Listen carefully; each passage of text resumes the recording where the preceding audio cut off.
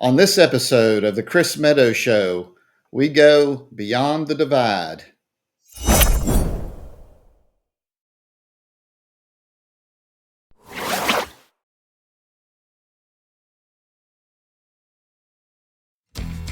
It's time for the Chris Meadows Show.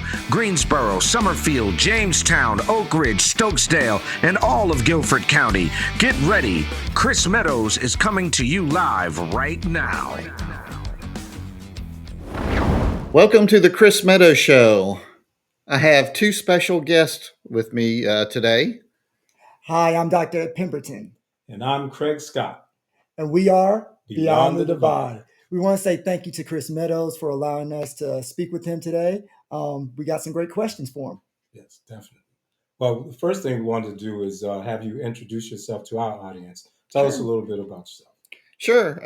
Appreciate y'all coming in today. I'm looking forward to a good conversation. And my name is Chris Meadows for those beyond the divide. And I met Craig a few weeks ago, I guess, at a Republican meeting. Yeah. And I'm an officer of the Guilford Republican Party. It's volunteer work. But on this podcast, I'm talking for myself. I'm not speaking on the party's behalf. So these are my opinions and not the opinions of the chairman of the Republican Party.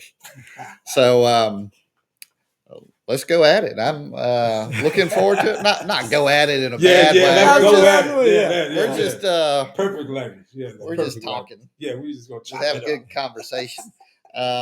For those viewers from Beyond the Divide, my focus has been Guilford County and Greensboro and High Point and the surrounding areas, politics in those areas.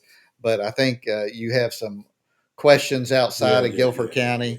We're going to get to Guilford County. Yeah, we're going to get to Guilford County. We're going to get there. But in the past, that's been my focus.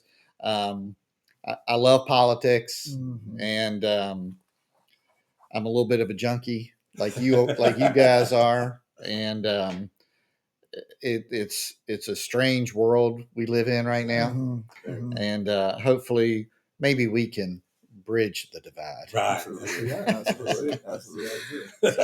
So, like you said, we're going to get to what's happening here in Guilford County because it's very exciting. But we got to deal with some of the stuff that's trending, the big things that are going on. So the major thing, that, at least to me, that I was very surprised to see, the new mayor of or mayor-elect Mamdani, he met with Donald Trump in the White House. Wow, didn't expect that one. Me neither. And didn't really expect the response. So basically, we want to ask you, Chris Meadows, what are your thoughts on that meeting? So, in America, we have a lot in common, just as American citizens, right? And it's the job of the government, whether it be a municipal government, a state, county, or federal government, to keep our citizens safe. And even though Mamdani is a socialist, his views of what he wants to do in New York are different than Trump's and right-leaning people, the way they want to create safety. I don't know that his strategy for safety in New York City is really going to be the right one. It's the biggest city in the country. But I think they both truly want safe places to live for the citizens to, live and work and socialize and recreation and everything else. Obviously, New York is a huge tourist city as well. The tourists have to be safe, or else the city loses all those tax dollars. Right. On a sliding scale, wouldn't happen immediately, but people would certainly quit going. Right. So I think it's good that people talk. Trump has said that he'll talk to anybody, which I think is a good strategy. And I doubt they agree on much more. Okay. But I think they both truly want to see a safe New York. All right. So what did you think about it when you saw that meeting? Um, so like Mr. Meadows here, I don't know what that conversation really looks like in terms of you talked about like really bridging the divide. I don't know what that looks like for them, just sort of saying Mm-hmm. side Trump's on, which not every Republican thinks exactly like Trump, not every Democrat thinks exactly like Mondani. So I was really confused and shocked by that as well. And I would have loved to just be a fly on the wall, because it's what type of conclusions did they come to? Right. What happened before they came out? Right. So it was very, very interesting. There's not, I don't know where we sort of go from that, or what the general public is supposed to take from that. Like, did you take this idea of they're coming together, so we as citizens should come together, or did you find it more? Well, again, I think we have more in common than that we don't have in common. Right. Frankly, I think Mamdani came to the White House because they need federal dollars, and Trump has threatened to take away their money or our money that goes to New York City and New York State. And of course, we don't know what was said behind closed doors. Yeah. We don't know who said what to Mamdani and say, "Hey, you got to go." Don't take this the wrong way. Kiss the ring of the president a little bit. And people don't understand, I believe, that Trump is such an egomaniac that he wants to feel like he's won. Whether he does or not is a different matter. But he's from a big city, a big liberal city. Right. He had to work with everyone when he lived there, and his business was doing business there. So he's trying to get things done, and he knows whose palms need to be greased when he was building and so forth, and how to work with people. He can work with anybody, and that's what I think a lot of politicians don't understand. He'd rather sign a middle of the road bill than something that leans so far right, and definitely won't do anything, sign anything that leans too far left. But I think he's a common sense person. That's my opinion. And well, let me give you my take on this situation, because the brothers here, they keep it real, calm and polite and everything, and I appreciate that. Okay, first of all, that was the craziest meeting that I've ever thought would ever even exist. Yeah. You understand? Yeah. Hold up, wait a minute. One was calling the other fascist and Hitler. The other one was calling the other one Stalin and communists and all. Then all of a sudden they was like, "Hey, baby, what's going on?" So so I was taken aback by. However, prior to that meeting, I had saw or heard a poll that was very interesting about how in New York, a lot of the people who voted for Trump actually voted for Mandami.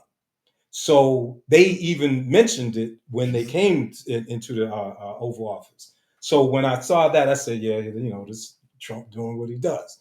Because I think at some point, and this is what I will say about Donald Trump that a lot of people miss. Trump doesn't apologize when things go wrong or he does something incorrect. And I think people misread that as to believe that he doesn't know that he's messed up or he's made a bad decision. So when I see him have Mamdani in the Oval Office and all that, I think he's showing us that he knows that base, that working class, regular, everyday people base that basically rushed to him during that election, he's losing because the economic situation is just not turning up the way that we basically, expected it. So, I thought it was very, entertaining and surprising. However, once I saw that poll, I said, okay, it makes sense. Well, so going off that statement, so Mr. Meadows, I know you're very interested in economic policy, and so when we're talking about Mondani trying to get funding, and talking about just trying to move folks who are impoverished to a middle class area, what are some of your biggest ideas around how you get folks who are struggling financially to get into a better place financially? What are some of your ideas and policies around that you would suggest? Well, we could be here all day. Right. So, but let me let me add to something Craig said real quick, or ask you, Craig, and you, Ashton. Have you ever heard a politician apologize? That's a good point. Yeah. That's a good point.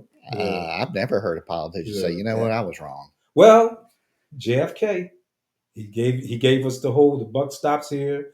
We say success has a million fathers and failures. Right. It's a bad something bad. I forget. It was a beautiful line. So that was a historical, my fault. So that one outside of that, not good. Okay, I can't think of it. But so economic policies.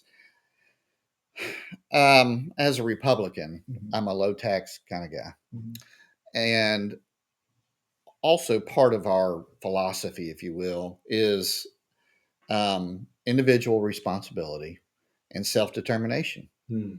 I think all of us, everyone, should be better and do better. And if I want to succeed at something, I'm going to learn whatever it is I'm going to want to succeed at, and and just find a pathway. And I think the Democrat side wants the government to show everybody the pathway and nudge them along and help the government help them along. And I don't think that's the government's job. So we need more education, better education. We need to teach, and this is a big deal here in Guilford County and really across the country. Kids in school are failing. Right. Okay. They're not being taught how to read, how to do math, how to write. And they're not being taught how to be productive, in my opinion. And I think there's plenty of evidence out there for that statement. And I've worked since I was 15 years old. Right. I had my first job when I was 15. And just so you know, I'm 58, so I've worked for 43 years. Absolutely. And I went off to college. I didn't work during college. I worked during the summers, but not during school. But in high school, I worked at the same place I started when I was 15. So kids today are just not taught that. And that's a parent problem. That's a culture problem. It's a societal problem. And parents need to do better, in my opinion. My oldest daughter had her first job at 16 because they wouldn't hire her at 15. She worked at a tennis shop. And my other one was very involved in ballet, so she really didn't have the time. But she worked after high school, before she went off to college, worked that summer, and COVID hit. So a lot of people were not hiring, teenagers. And but once people learn the value of work, and they see on their first pay stub taxes taken out, they say, "Well, what's FICA?" Yeah, exactly. And I have to explain that. But and I don't know, when you talk about economic policy, if you're talking about trickle down economics, because I watched one of your shows. Yeah. It's the research. We love that. Yeah. And so as a individual or singular economic policy, does it work all by itself? No. But does it work in conjunction with other policies? Absolutely. We've been in this house for 11 years. And when we moved in, it needed a lot of work. And I consider myself a very good consumer. Okay. I get estimates. I get multiple estimates on things I need to do. But we had every room in this house painted. We had a new kitchen put in, a new bathroom put in. And I got estimates from local folks. I didn't, go to Home Depot to buy carpet. I went to a local carpet shop. Wow. And we had some flooring put in. Again, the painters were local, the electricians were local, and we had a lot of work done. But my money did trickle down, Right. to local people. Right. Mm-hmm. And so, does it work? It does work, but not as the only thing. Right. It has to, you know, if you were one of the contractors that did something here, it would work if you also Right. did something for local or whatever the case, smaller businesses and things like that. So, again, we didn't have any big box or big national brands coming here to do anything. It was all local folks. Right. So, the U.S. economy is about 70% consumer based. And if people aren't buying, spending money, then it's going to go downhill. But when people are spending money, this country and just about everybody that wants to work can work. And we saw some economic numbers last week or 2 weeks ago come out. Unemployment was like 4.4%. Full employment is generally around 3 to 3.5% unemployment rate. So we're not quite there. It's also based on the participation rate of people that do want to work. Yeah. The ideal number is mid 60%. Not of the whole population, because you got some people that are 80, they're not going to work, and then you got 12-year-olds, they're not supposed to be working. Absolutely right. So between I think 18 and 65 or something, we really need about 65 to 70% of those people working to get a unemployment rate down to 3-ish%, and that's considered full employment. Wow. So, man, see, that's what I'm talking about. That's you know what I mean? Too much information, probably. No. At the Chris Meadows Show, Beyond the Vibe, between the two, we're going to bring out that type of information and educate the audience. So listen, in our next segment, we're going to come back and we're going to get deeper into what's happening here in Greensboro. Great. All right. So I guess that's a good time for a break. Yeah. You're listening to The Chris Meadows Show. Join us on YouTube, Facebook, and Spotify at The Chris Meadows Show.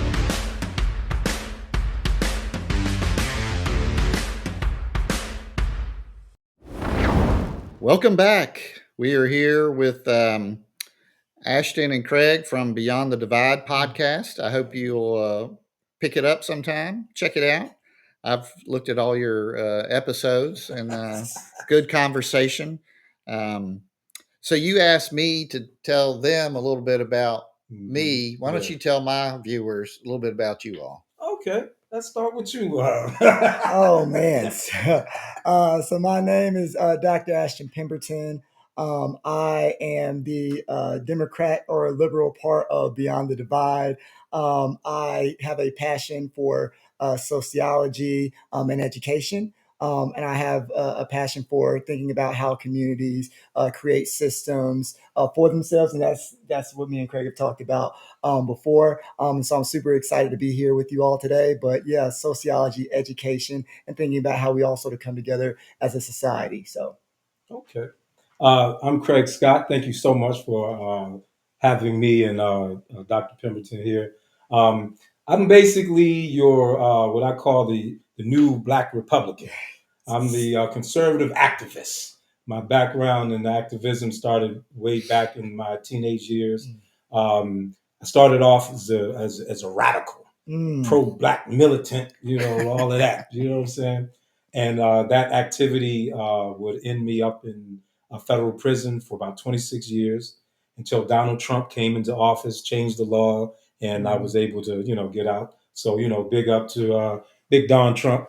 So I got out and I got with Timothy McCain, got to bring him up, young man. Yeah. And we did a documentary on my life. Got the chance to share about my life trajectory. And he introduced me to a man, Ashton, and we've just been chopping it up about our various views on things. And that's, basically how Beyond the Divide came into existence. Thank you. Yeah, good. So what's the next topic? Okay, we talking about Greensboro, Guilford County in particular. These past elections, whew, from the Republican standpoint, anyway. I like to say we got our butts whooped, but I've been to the meetings and you've shown some of the bright spots that we've had. So I definitely want to get your opinion on what happened. Not only here in Guilford County, in Virginia, in New York City. Mhm. What did you think about this past election? Well, you went all the way up to New York City, so Yeah. we'll start there and come back south. Yeah. So New York City is really, it's always going to be a Democrat running that place. Right. I really don't see a path for a Republican or definitely not a conservative to run New York City. But it was down to Mamdani and Cuomo. Yeah. If they had a good Democrat running against Mamdani, he or she would have won. Cuomo was run out of office, out of the governorship, because of his failed COVID policies. And I mean, there's a lot of people blame him for the death of a couple thousand elderly people in retirement homes. Wow. And they put the blame on him directly Right. and his policy. So that was an uphill battle for Cuomo. And certainly, again, the Republican wasn't going to win. But would they have done better with Adams? Well, what's the brother's name? Eric Adams? Eric Adams. Yeah, I don't think so. New York, sometimes it's such a big city, right? And it's the financial capital of the world. It would really, something really bad would have to happen for that city to just fail. Right. And I don't see that as failing. They'll put up with Mamdani for a few years, 4 years, and he'll be a one-termer. I think someone's going to wake up. A good Democrat is going to come to the forefront and win that in 4 years. So we go on south a little bit. New Jersey, the lady that won the governorship, again, a blue state. It's tough for Republicans to win. I really don't know how Chris Christie won 2 terms there. I guess he was very centrist. And Rudy Giuliani won in New York. That's because he was a big name prosecutor in the 80s and 90s and put a lot of mobsters in jail. So that's how he got elected. Chris Christie was a superstar prosecutor for U.S. attorney or something, I believe, and had a great record of putting criminals behind bars. And these big cities and populated states like New Jersey, it's a very small state but heavily populated, but they like to have safe streets too. And so the prosecutors, even though they may be Republican, did pretty well. But I don't think we'll see another Republican governor in New Jersey anytime either. In Virginia, I forgot her name. Sears, yeah. She just wasn't a very good candidate. That shows you everything. Yeah. So, I mean, she was not a good candidate. Yeah, that's what I was about to ask you. Do you think she was a good candidate? And Glenn Youngkin, if he could run another time, he'd probably win. Right. I think he would have won. I'm really surprised about the attorney general that won there after he said that, he would kill some other politician's family or whatever. I can't believe the Democrat Party didn't say, you need to get out. That's just, you can't say that stuff. So coming back to Guilford County, Republicans won across the northern part of the county in Oak Ridge, Stokesdale, Summerfield, Pleasant Garden, and so forth, Gibsonville. And but Greensboro was a different story. Greensboro is a very blue city. We're outnumbered 2-1, I think, in Greensboro, Democrat to Republican, maybe more. And unaffiliated typically lean to the left as well. Mm-hmm. So it's very difficult for Republicans to win in Greensboro. However, we had some highly qualified people running.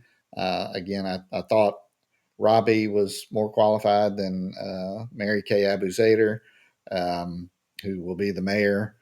And Richard Beard should have won. Again, he runs a sports foundation here, nonpartisan organization, very successful businessman here. And I'm trying to think who else. Zach Matheny, the incumbent, should have won. And we can talk about that in a minute. I'm trying to think. The Hugh Holston won re-election. He's kind of a middle of the road kind of guy. Denise Roth used to work for the city. She was city manager, I think. She's supposed to be reasonable, a reasonable person. Adam Marshall won in District 4. I don't think he was the best candidate, but he is a local lawyer. And he should be fairly reasonable. Tammy Thurm, I think, will be the swing vote, if you will. If Mary Kay and Hugh will show a little bit of backbone, maybe the radical activists that won in districts 1, 2, and 3, and on the at large. It's okay to say his name. They can keep they can keep them in check. The moderates can keep the radicals in check, I believe, if they get a backbone. Unfortunately, neither Hugh nor Mary Kay are known for having a backbone. So that's what I like about Chris. Chris is going to keep it 100. He's going to do it. He's doing it. So someone that lost on our side called me after the election, and he says it's really going to be interesting to see where Greensboro is a year from now. Yeah, and we'll see. I hope we still have a police department. I got a follow-up question. So you talk about culture, right? And what I'm trying to figure out is, what do you think it's a cultural thing with Greensboro in terms of how things turned out? Do you think it's just a numbers thing in terms of the turnout? And if it is a cultural thing, what is it about the culture of Greensboro that maybe didn't align with what was going on in terms of the Republican strategy or conservative strategy? So it is a numbers game. We had in 2022 was the last city council election, the summer of 2022, which Nancy Vaughn and the Democrats put the election in the summer in July. Okay. Everybody else is on vacation, right? So 16% of registered voters of all parties voted in 2022. That's a horrible turnout. Right, yeah. 12% of registered Republicans voted in 2022. And it really wasn't much better for Democrats either, as a percentage. Right. And this time around, so total in 2022 was about 33,000 people voted for mayor. And this year, 45,000-ish, give or take, voted in the election for mayor. That turns out, and the numbers have come out, 30% of Republicans voted. So we got more Republicans out as a percentage. Democrats also got more Democrats out. But 30% of Democrats voted. So when there's so many more registered Democrats in the city than there are Republicans, I don't know the exact number, but it's probably 2 to 1. And it may be more than that because there's about 210,000 registered voters in Greensboro and only 31,000 registered Republicans. So the rest are made up of Democrats and unaffiliated. But 30% of Democrats voted, which is still a bad number. So it is a numbers game. And Democrats outnumber Republicans across the county. There's 350,000 registered voters in Guilford County, in the whole county. About 89,000 Republicans, 151,000 Democrats, and about 110, my math here, is are unaffiliated. But in Guilford, it's probably 55 to 45 left-leaning unaffiliated to right-leaning unaffiliated. So it is a numbers game. Now, I think the word culture that you used is, I don't know if that's the right word or not, but every demographic group has subcultures, right? Right. That's an accurate statement. Right? Right. Absolutely. So I don't know if culture, so to speak, played a part in it. You had one candidate on the Democrat side that really made it more about race than some of the others did, and I've never met her, so I really don't want to use her name. But she said, we're going to tax white neighborhoods more to pay for some of the things that she wants to get through. And Mom Donnie said something very similar for New York. And I think that's unfortunate because, Greensboro is known for civil rights. I think you have talked about it on your show before about the sit-in movement. And it started here in Greensboro, North Carolina. And so Greensboro's been known as a civil rights city for at least, my math is 65 years or longer. And so it should not be a racial issue in Greensboro, North Carolina. And y'all haven't met my wife. My wife's of mixed race. Okay. And her parents were married. Her mother was black. Her dad was white. Lived here in Greensboro. Both from here. Married in 1970. I don't even know if it was legal in North Carolina to get married. Okay. But they were married 47 years until my mother-in-law passed away. So, people of all races have gotten together and gotten along in Greensboro for 100 years, in my opinion. And so it's unfortunate that race came into this election, into the conversation, because it shouldn't be. That's my 2 cents on that. So do you feel like you would have felt better if she had said something to the effect of not taxing white neighborhoods more, but taxing folks who are coming from a higher income bracket and more wealthier neighborhoods? Do you feel like that would have translated better for you, or is it still? No, it definitely wouldn't have translated. So because we were talking about the different identities and things of that nature, you take the race out but class and stuff like that. So I don't think it's constitutional to tax one neighborhood more than another. It's not constitutional to tax people. Well, it wasn't when income tax first came into being in, I think, 1912. But it was supposed to be, if you're going to tax me in this neighborhood, you got to be taxed in your neighborhood. And I shouldn't say your neighborhood. You might live down the street. I don't know where you live, but you can't just tax me and not tax you. Right. Okay. Right. So they can maybe be at different levels. I think that's unfair.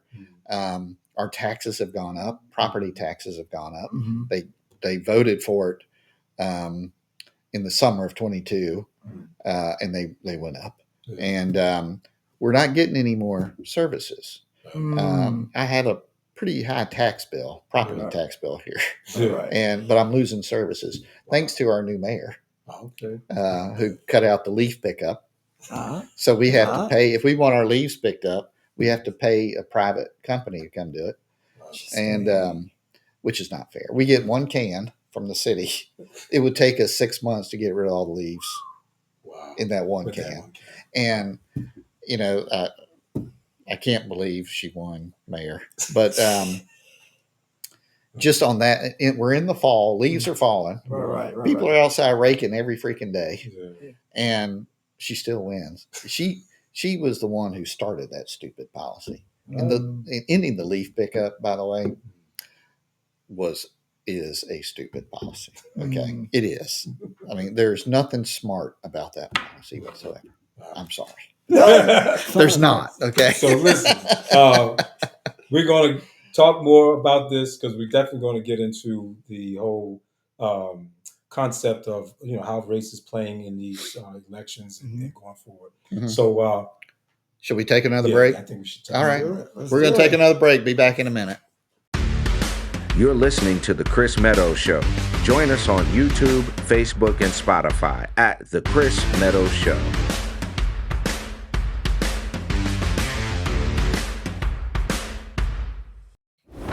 Welcome back. I'm here with Craig Scott and Ashton Pemberton from Beyond the Divide podcast. We're going to continue our conversation. I think it's going pretty good. I guess. Good. I mean, Listen, I appreciate your candor. Pemberton, man, you're doing what you do. You know what I'm saying? So we were having a great time. I know I am. Oh yeah, plus I've got to tell you, lovely home. Oh, absolutely. Was great. You can thank my wife. Yeah. Oh yeah. Right. So when we left off, we were touching on the how race is being utilized in a lot of these elections and things of this sort. So there's something that was just brought to my attention. The producer from Beyond the Divide made us aware of. North Carolina A&T campus I've been on plenty of times. They lost the ability to be a polling site for early elections. Yeah, early voting. Yeah, early voting. Yeah, early voting. I thought that was very interesting.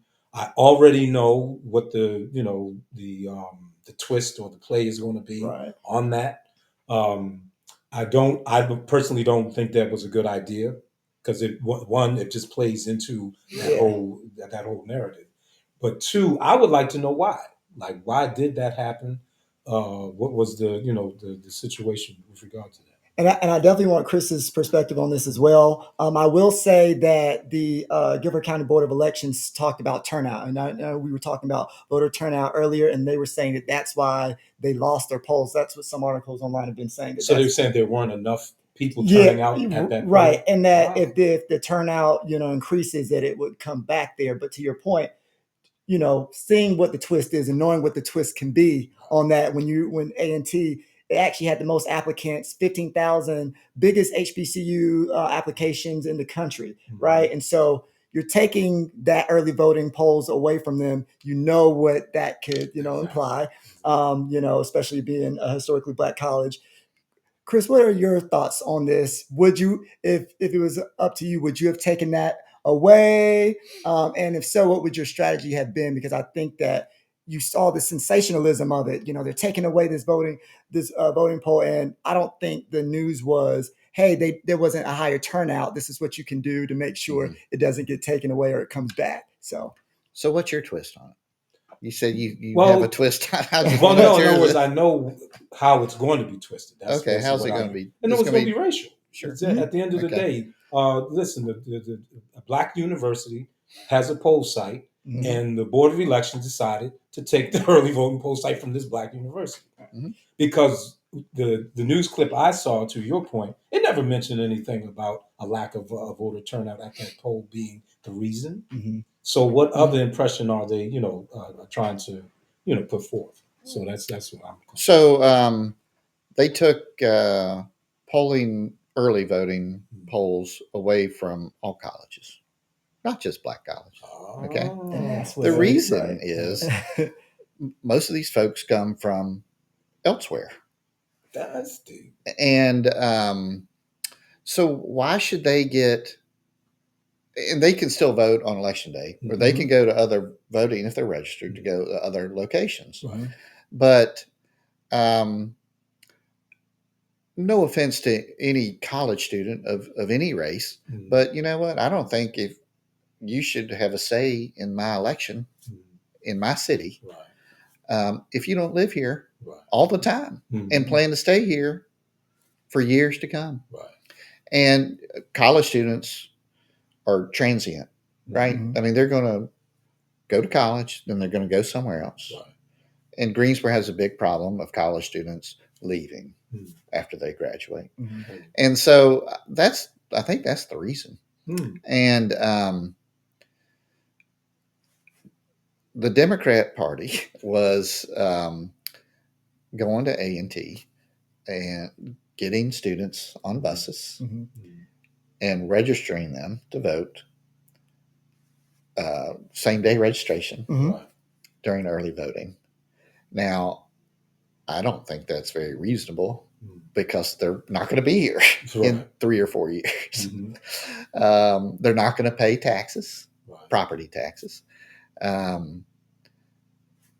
You know, and we're going to get a property tax increase, and I'll be glad to go into why that's a horrible idea. But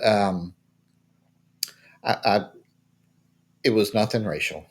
So let me stop on this because listen, because I watched the news, you know, the news clip, and now not only did they not mention anything about the lack of voter turnout as being the reason, they never said that this was across the board. So it's like, you know, that kind of stuff pisses me off when you are deliberately manipulating information and situations to create these racially centered narratives, because that's basically what happened.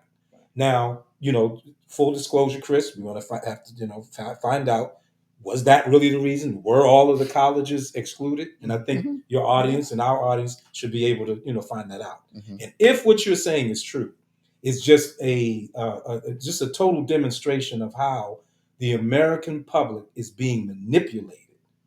Their emotions are being stoked. They're being just given a bunch of half stories and half truths in order to make it possible for a politician to go, yeah, we're going to tax the white neighborhoods in order to. And now it seems like, okay, well, yeah, it's justified because look, they're closing down our black university. You understand what I'm saying? It's crazy. And I think that just because I'm the Democratic liberal person, I made sure to say what the nuance was to that article, right? I will say that, of course, Democrats, Republicans, you use strategies when you're trying to like make sure your party has the most momentum, right? We do understand historically that when you have a sensationalized article, what a lot of folks are going to go to is a lot of minoritized people, whether it be racially, whether it be if you have a record or if you are a different type of citizen, a lot of people have been stopped from voting in a lot of various ways. And so I think that there's a trigger that comes with people. And, you know, historically, we haven't always been able to vote. And so now that looks like this is an attack and you're going back to the past. And so I do think, to your point, it's our job to not only say what the nuance is, but also explain why there's outrage for people who might not understand that. And so that's why I'm thinking about what are the strategies that we use when we're saying this, because this is newsworthy, but how do we put the right context around that? And Chris, that's what I would like to ask you. If you are the PR and you're talking about voter turnout, because I also think that is a very interesting point you made too. When we're thinking about the people who are at an A&T or any of the schools in Greensboro, do you not think that even though they're not going to be here long, those 4 years, those 5 years, if they go to grad school and they could be impacting the society for better, do you not feel like they should have some sort of say, or where does that stop for you? Well, you know, every citizen should have a say, right? But at the local level, maybe the answer is the students can vote in federal elections, but not local elections until they get a driver's license that says they live here and have a residence, an apartment lease, or have bought a house, or whatever the case. I don't know the answer to that. What is the qualification? Right, and that's but we have to find a solution to that, I think. And again, I don't know what the solution is, but I think my point is valid, as is yours. And we don't know how long folks are going to stay here. Right. Someone might fail out after a semester, Right. but they got to vote in the November election. Okay, I mean, it and depends what maybe they voted for this very liberal city council that's coming in, who's going to probably raise property taxes, Right. which hurts everyone, by the way, whether you own property or rent property. Okay, because it's going up. Landlord's Okay, going to pass that to the renter. Okay, and if you saw in my podcast, especially the last one, I guess, I said something to the effect that I really do not understand why poor people vote for Democrat politicians.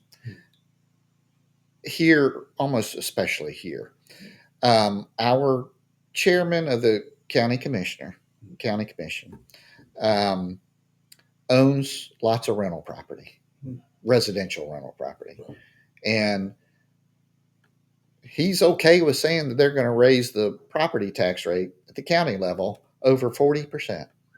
That's a lot. That's a lot. That's huge. And he was okay saying that he's going to have to raise rents on, and he doesn't rent houses in nice neighborhoods. He rents little houses in lower income neighborhoods. So if the narrative from the Democrat Party is the economy is terrible, which I don't think it is, but people can't afford to do this and that and that. So hey, let's raise their rent. It's so bad they can't buy food and whatever. Hey, but they can pay more rent, right? That's really the chairman's position almost. And then the Greensboro city will probably follow that with their own. So because they've done it every time in the past. And so taxes might go up. Property taxes might go up as much as 50%. That's a lot.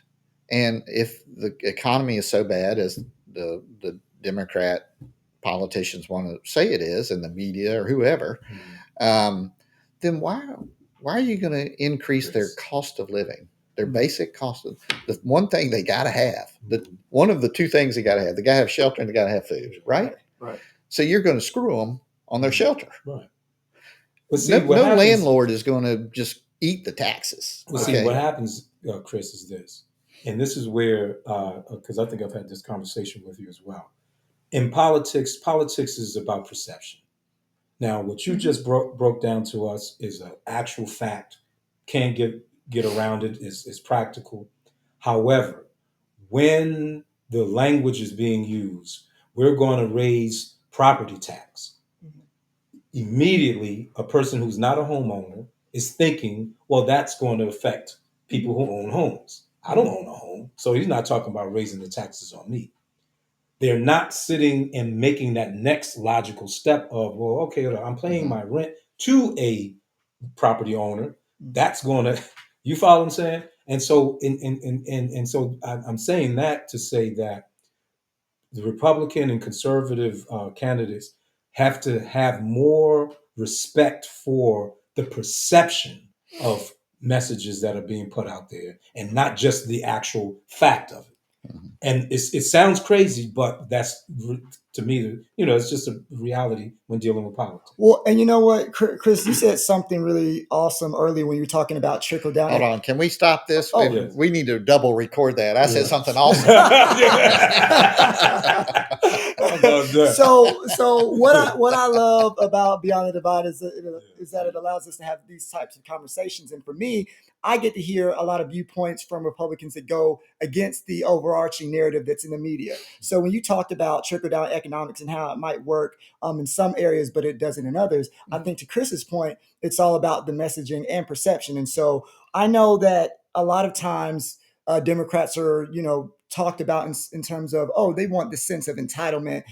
They think that folks, owe them stuff. But I think that if you're someone who's low income and you are working hard and, whether it's property taxes, whether it's not having enough food, whether it's failing schools in your district, you also have to be mindful of, if you tell someone, hey, you're not working hard enough, you want the government to do everything for you, that's probably not going to set the best with those folks. And so if the Democrats are coming in and saying, hey, we don't believe that, we know you're working hard, this, that, and the third, there's another issue, then I think that that's something that you got to take into consideration, like Chris is saying.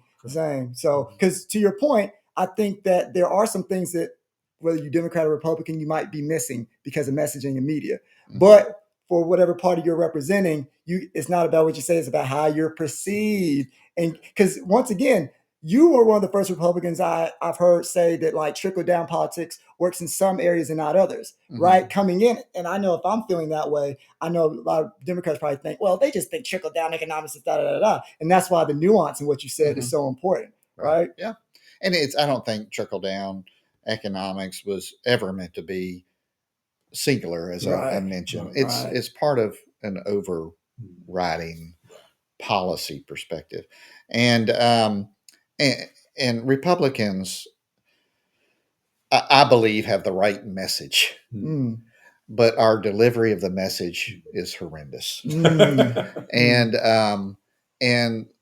they call it the liberal media for a reason, because everybody in media except Fox and Newsmax maybe are liberals.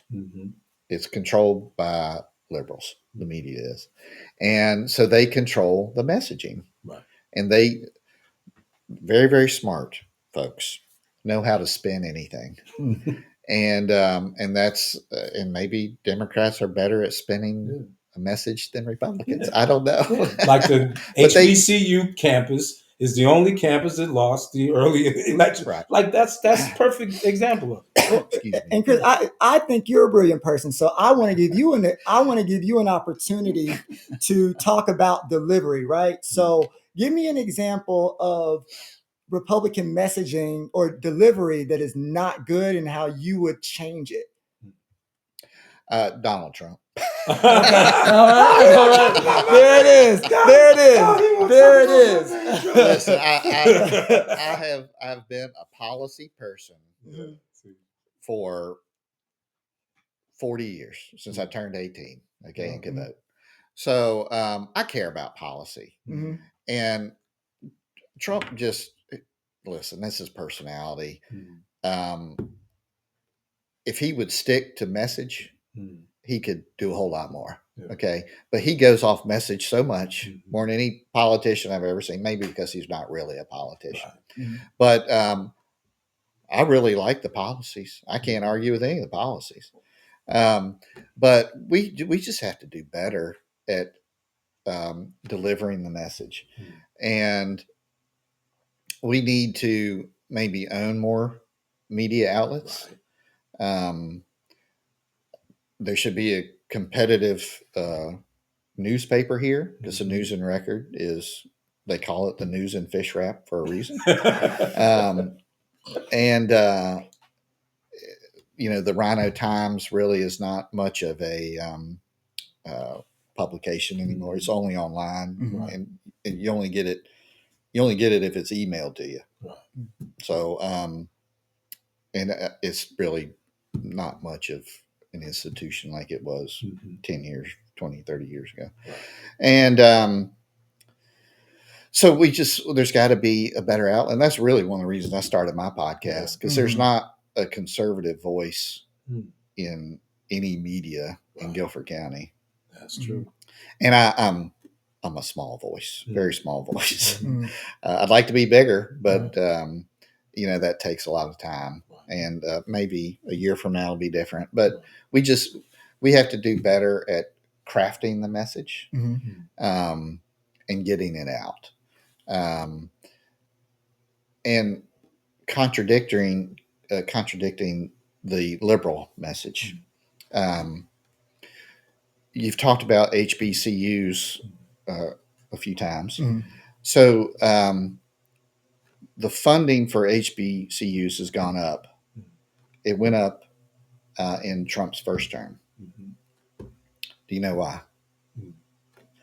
Tim Scott, senator from South Carolina, a Republican, and Mark Walker, a congressman from Greensboro, a Republican, together crafted a bill to send more public funding to HBCUs. Did you know that? Did you ever hear that? Do you ever hear from the media? No, you're not going to hear from the media. Research. But funding and it was renewed in the tax bill, I think, earlier this year, that the funding would continue, the public funding at the levels that was created in Trump's first term. But you really don't hear that from the media. And I think if that message was out there a whole lot more, then maybe Democrats would say, hey, you know what? Yeah, he talks, yeah, in weird ways, but the policies are good. And opportunity zones, you're familiar with that? Tim Scott from South Carolina. He led the effort on that. And that's been huge economic development for low income areas. And that's all good in my opinion.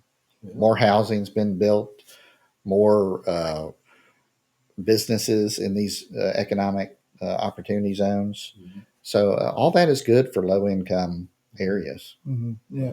And I had definitely heard about the bill. I know there was some controversy around it, like things outside of funding, but I think to your point, there has to be a very nuanced conversation. So having someone sit and say, hey, let's look at each part of this bill together and let's talk about it and see what the actual impact is outside of funding out or outside of other things without, hey, this is the Democratic, this is the Republican thing. Like what's actually good for the people and what are the actual stakes when we're talking about these bills. But yeah, I don't think that that's shared enough. And the nuance around it isn't as fruitful and as bountiful as you would hope, unfortunately. Yeah. Man, I swear, I wish we could be here for another 2 hours. Hey, man. Oh, well, hey, maybe we can do it again. Yeah, definitely. We would love for you to have us back again. The audience, Beyond the Divide audience and the Chris Meadows Show have learned a lot tonight, because I know I have. Yeah. And so, Chris, you have been a wellspring of information, knowledge, and perspective. Yeah. And I really, really appreciate you sharing that with us and having us on your show. Absolutely. Well, thanks for having me on your show. And I hope you can share mine, and I'll share your show once it's all said and done. But we've talked a lot today. Closing, you just had a closing. You want to say anything to close before we kind of wrap it up here? I would just like to say that once again, one of the reasons why Chris Meadows' show is so important and that our show is so important and that these shows coming together is so important is for these nuanced conversations without judgment, without attacking people's character. Like we are really finding that nuance, right? And so I hope that people continue to not only watch this, but ask for more of this, because I think that if our main goal is our community and our society, there's an answer somewhere in all the weeds, right? It's there is. In all the leaves. In all the leaves, there's some type of answer. So all the leaves that aren't getting picked up. That's how we win.